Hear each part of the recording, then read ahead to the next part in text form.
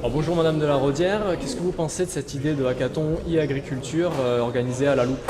Je voudrais féliciter les organisateurs de ce hackathon, donc en particulier la White Coal School avec sa directrice Anna Stepanov, la mairie de La Loupe, la Chambre d'agriculture, parce que je trouve que c'est une excellente initiative de rassembler plus de 80 personnes venant de la France entière qui vont en groupe travailler sur des projets concrets pour les agriculteurs, pour résoudre, améliorer, disons par exemple, l'exploitation des pesticides, faire en sorte qu'on en utilise moins. D'autres vont imaginer résoudre des dossiers administratifs pour simplifier l'administration des agriculteurs. Enfin, tout ça va foisonner d'idées, de projets à la loupe, plein de dynamisme, plein d'enthousiasme, beaucoup de rencontres entre agriculteurs, entre développeurs, à mon avis, beaucoup de choses vont sortir de ce hackathon et j'espère qu'il y aura aussi des développements d'entreprises en Eure-et-Loir dans le cadre du grand projet des Champs du Possible qui se passe à Châteaudun et que certaines startups qui vont naître ici vont pouvoir grandir aussi en Eure-et-Loir. Hervé, merci d'être avec nous. C'est vrai que pour cette première à la loupe, faire un hackathon sur l'agriculture, je pense que c'est essentiel que tu sois là. Avec, en tant que fondateur d'Agreen Startup et puis tes fonctions de secrétaire de la Chambre d'agriculture de Vendée, voilà, ça nous fait vraiment plaisir. Qu'est-ce que tu penses de ce projet? Ça me fait moi aussi plaisir d'être ici. Ce que je pense de ce projet, c'est une première. Non seulement c'est une première pour la loupe, mais c'est une première nationale, ça c'est sûr, et peut-être au-delà de ça. Des hackathons, il y en a quelques-uns en France, faits notamment par des grandes entreprises. C'est un nouveau moyen de recherche qui est particulièrement prisé, mais en agriculture, c'est une première. Et j'ai hâte, moi, de connaître tous ces projets tout à l'heure et de les voir travailler pendant 48 heures non-stop. Ils vont simplement faire rentrer l'agriculture dans le monde de demain et c'est ce qui est vraiment grisant à voir. Super, merci.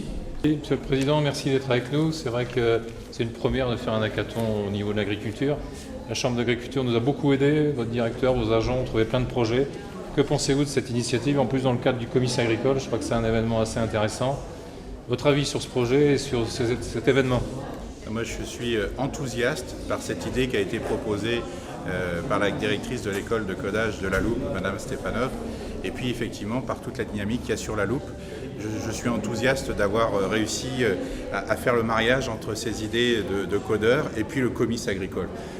Je sais qu'en Eure-et-Loir, il y a beaucoup d'acteurs qui sont en train de s'investir pour développer le numérique dans l'agriculture et je trouve que cette initiative est porteuse d'espoir. Je suis convaincu que dimanche, on va avoir des pépites qui vont nous permettre d'avancer, de faire avancer aussi l'agriculture de notre département, qui en a besoin, à la fois sur le numérique, mais aussi sur les nouveautés. Et je suis sûr que c'est aussi des sources de création d'emplois, de dynamique, et puis de jeunes qui vont sûrement s'éclater sur un thème qui est celui de l'agriculture.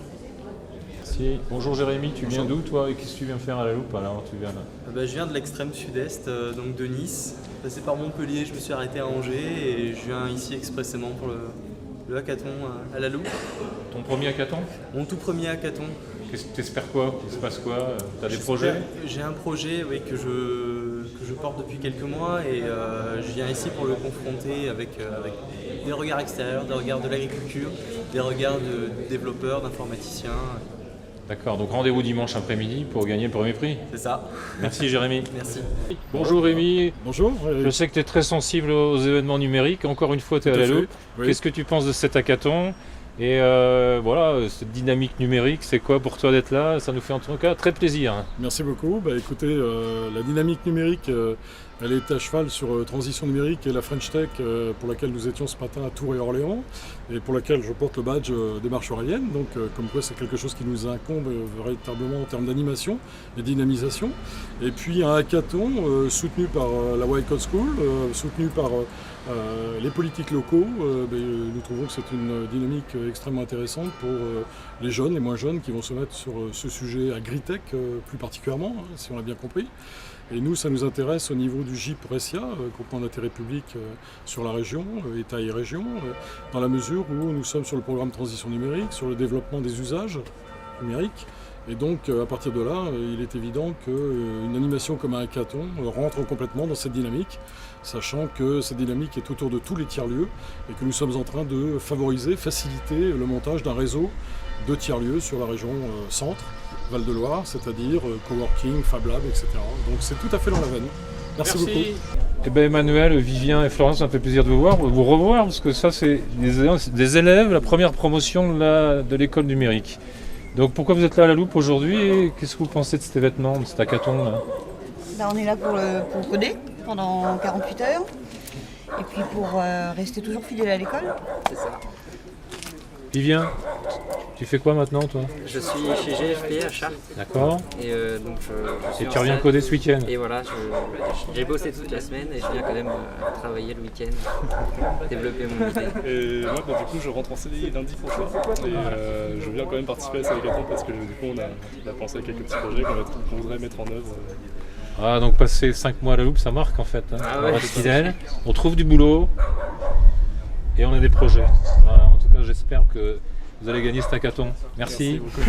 John, merci d'être là ce soir avec nous en tant que vice-président de l'Association des maires ruraux de France.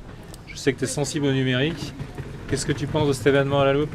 Alors déjà, l'avantage c'est qu'il se fait dans une commune rurale. Pas très loin de chez toi. Exactement, à 3 km de chez moi, donc ça c'est déjà important. Et puis c'est le numérique, on doit le faire rentrer par la ruralité. Et là on a un exemple concret, c'est qu'on peut venir jusqu'à la Loupe, à une centaine de kilomètres de Paris, pour aller s'éclater en numérique. Merci, parfait. Bonsoir Anna, ça y est, c'est parti là, l'hackathon c'est parti. Contente? Il y a du monde? Il y a énormément du monde, voilà, c'est bien rempli. Bonjour, Eric Maes, Orange, ça nous fait plaisir, qu'Orange soit avec nous aujourd'hui. Que pensez-vous de ce projet? Écoutez, c'est un projet sur lequel on est parti avec vous très rapidement, qu'on a trouvé intéressant, innovant, dynamique, et voilà, on est là avec vous aujourd'hui pour le week-end. En fait. Eh bien, on est très contents. Merci, à tout à l'heure. Merci bien.